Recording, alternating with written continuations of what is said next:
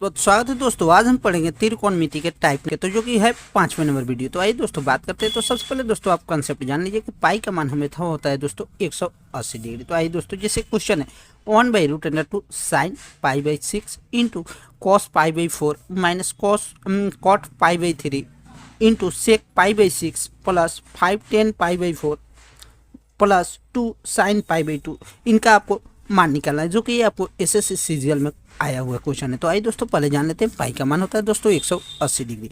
तो आइए दोस्तों, तो 1/2 साइन पाई का मान तो ये आपको हो गया 180 डिग्री। तो 180 में जैसे 6 से भाग दीजिएगा ये आपको हो जाएगा, तो साइन 30 डिग्री का मान हो जाएगा 1/2।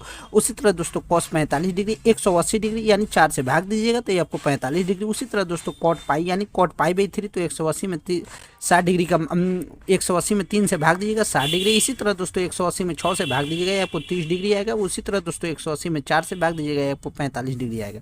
तो अब बात करते हैं दोस्तों आई क्वेश्चन से। तो क्वेश्चन में दोस्तों 1/√2 गुना 1/2 1/√2 माइनस 1/√3 इंटू 2/√3 प्लस 5 इंटू 1/12 गुने 1। तो इस तरह दोस्तों कटाइएगा तो 1/4 माइनस 2/3 प्लस 5/12।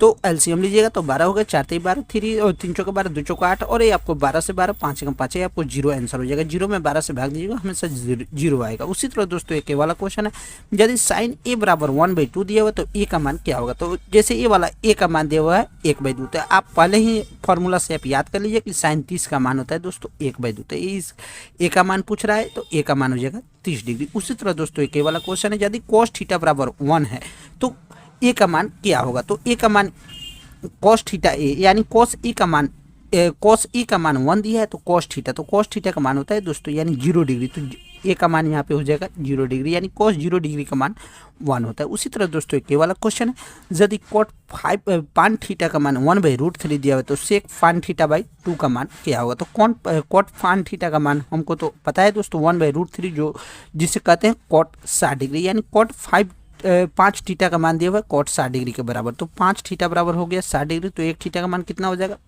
12 डिग्री। तो इस तरह दोस्तों पूछा हुआ है 5 थीटा का मान 60 डिग्री दिया हुआ है तो sec 5 थीटा/2 दिया हुआ है। तो 5 थीटा का मान कितना दिया हुआ है 60 डिग्री, तो 60/2 यानी 30 डिग्री हो गया।